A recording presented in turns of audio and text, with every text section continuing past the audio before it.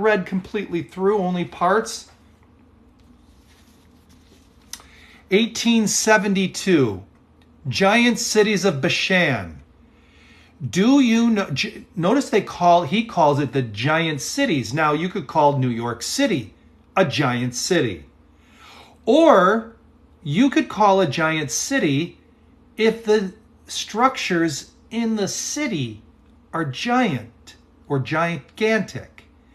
And just because something is gigantic doesn't necessarily mean anything necessarily, but it's ironic that Og in the Old Testament was a giant, and the only indication that we have of how big he was that his bed was 6 feet wide and approximately 14 feet long. Og, the king of Bashan. And here we have an 1872 book, Giant Cities of Bashan. I'm going to devour every page of this. I've got a long reading list though, friends, but I just want to let you know that this book exists.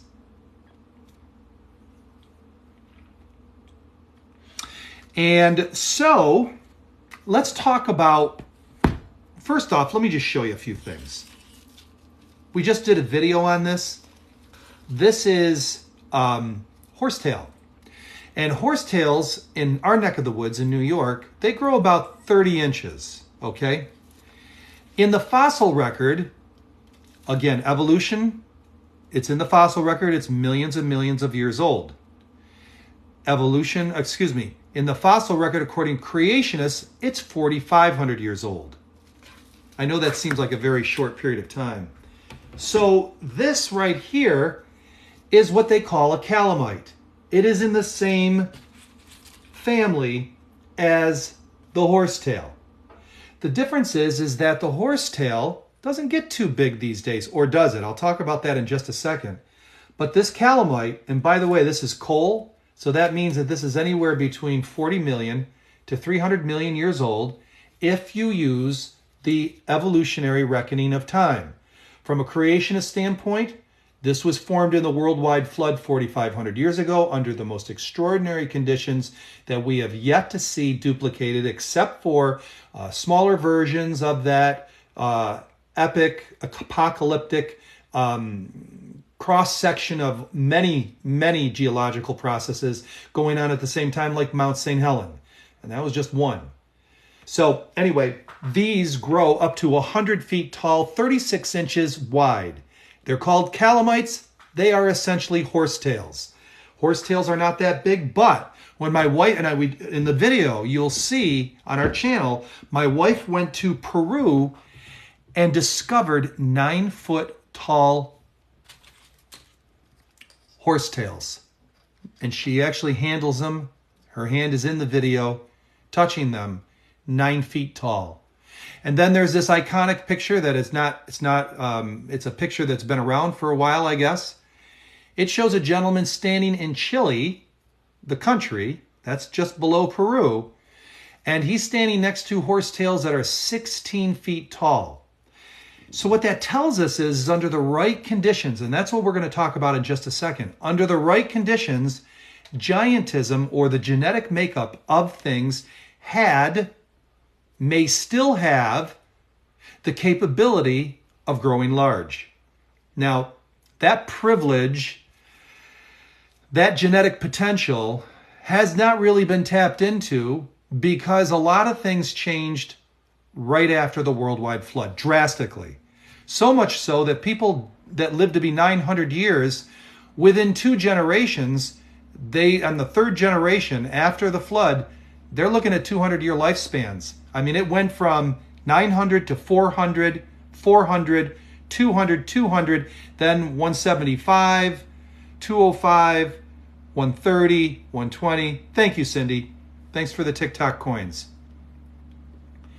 Exactly. Now, in this particular flavor of explaining giantism, there is no Anunnaki, there is no Nephilim as it's defined by the Talmud and most Christians today, which state that they are an amalgamation between angels and humans. We do not agree with that. We believe that just all it does is just convolutes the narrative that we understand. Nothing against anybody, and we have a different understanding of the word Nephilim. Suffice it to say, we started out large, and so did many animals. But what changed? That's what we're going to talk about next. In evaluating different aspects, and by the way, you guys are probably asking tons and tons of great questions. What is your narrative on giants? Absolutely. Austin, the narrative is this, that when Adam and Eve were created, now I'm coming at you from the Adam theory, okay? When Adam and Eve were created, they were created tall, probably terribly good looking, extremely intelligent, had the capacity to learn forever, and had a beautiful, wonderful character until the fall. After that, they disinherited their conditional immortality was taken away from them, and then they began the process of living and dying, unfortunately. Adam's age is recorded at 930. The genes of giantism, which was normal for 6,000 years ago, continued on, and after the flood, very quickly, except for pockets of people, and you can read about them, the pockets of people that did not dumb down in size. Goliath is one of them, his brothers, his dad. Og, the king of Bashan, was also another giant that didn't, that survived the dumbing down of humanity size-wise. And we still see pockets of people. The Watutsis are extraordinarily tall but thin. And then Yao Ming, the basketball player, from my understanding, is from a northern province of China where they're large. Talk to any Native Americans, especially the elders. They will tell you about large, tall Native Americans that they may have known of 7 feet. And then the ones that were buried in the mounds throughout the United States that were 7, 8, 9, 10, 11 feet. They know about the giants. They knew. You go down to Peru, they know about giants as well too. So our oxygen is currently 21%, or excuse me, our air is 21% oxygen. And that leaves the balance approximately 78% nitrogen, and then there's 1% that's argon and a few other minor gases. Amber, they have found trapped air in amber. What's really cool, I see somebody that have cousins that are 7'8". Yeah.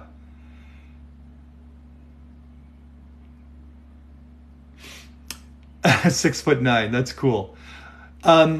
Amber had air trapped in it. Again, I won't be able to get to all your questions, but please, feel free to put them out there. Maybe you guys can kind of like answer them with each other, kind of have a discussion.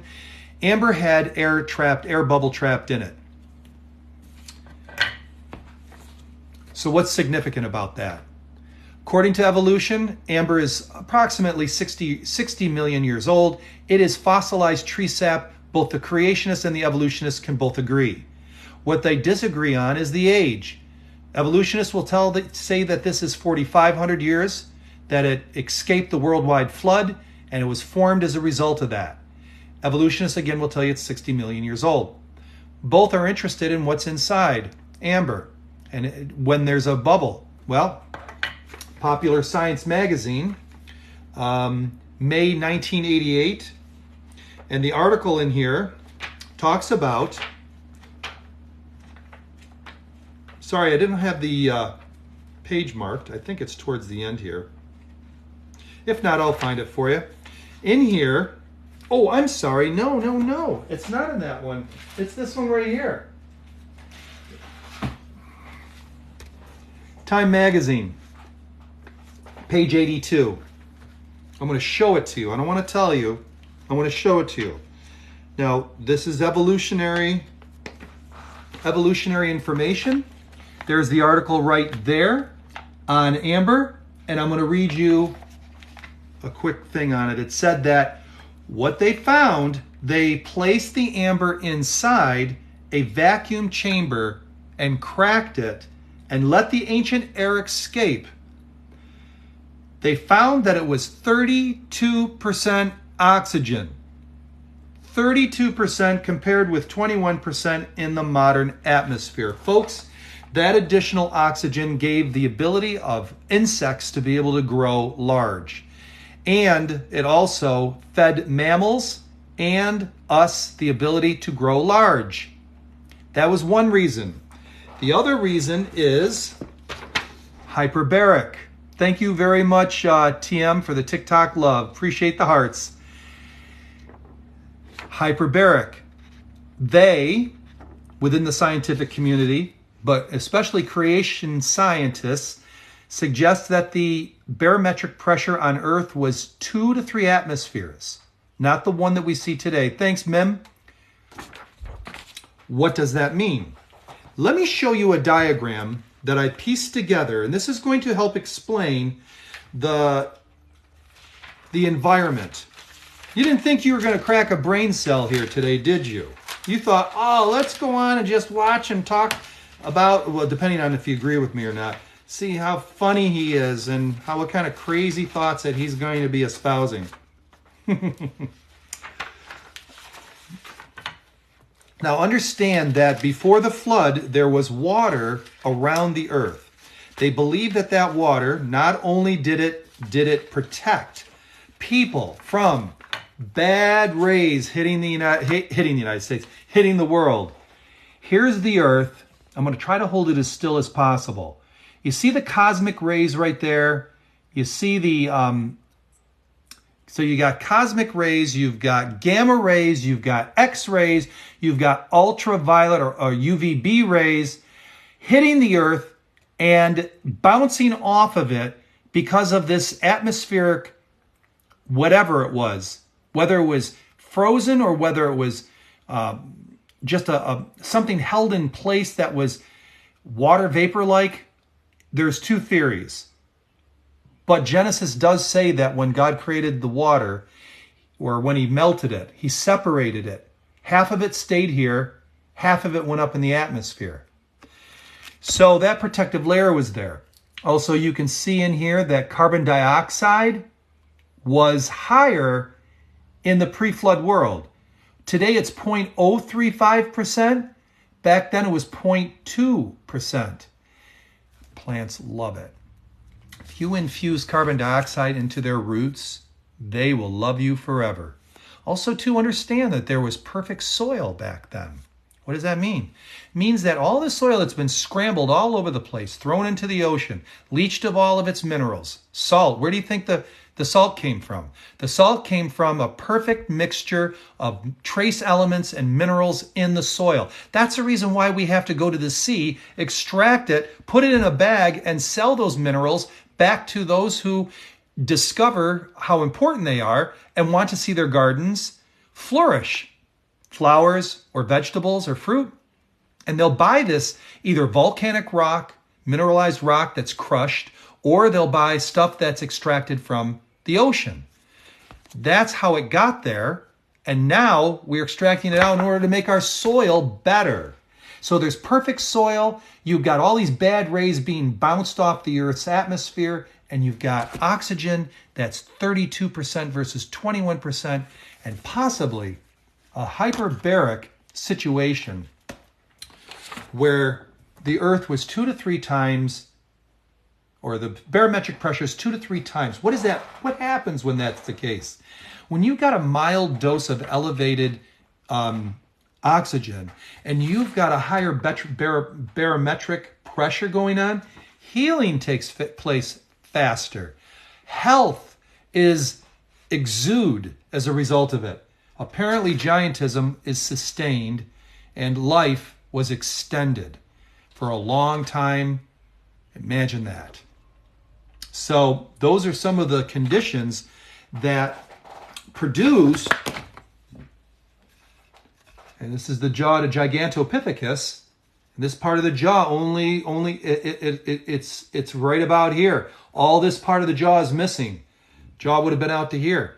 This is a 10-foot monkey. 10-foot monkey. Could there be a 10-foot human? If there's a 10-foot monkey, Just asking. You know, I've shown this before, but beavers are 3 to 4 feet today. This is the skull of a beaver pre-flood, 8 feet long, 450 pounds. Folks, things were large in the fossil record. Not everything, but even dragonflies had wingtip to wingtip, 26 inches. It's in a museum in France, a piece of slate with the dragonfly impressed right in there. 26-inch wingspan. Apparently they can't breathe the oxygen and the pressure today. In order to get them big, you have to have those conditions.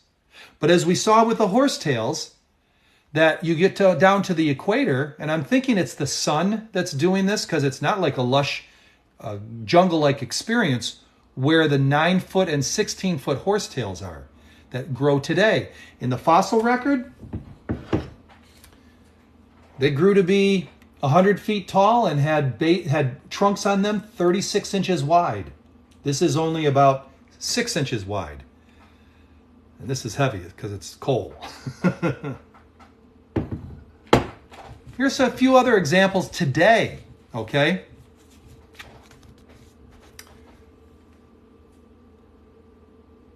Giant cactuses, cool. Maybe some of you have seen this before. Sequoia trees that grow 300 feet tall.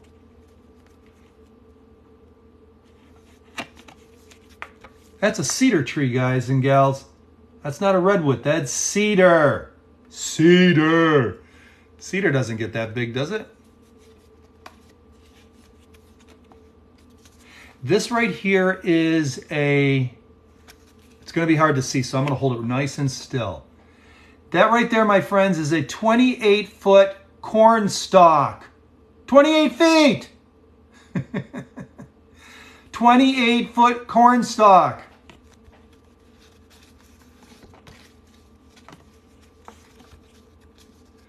Some odd, 68-ton whale.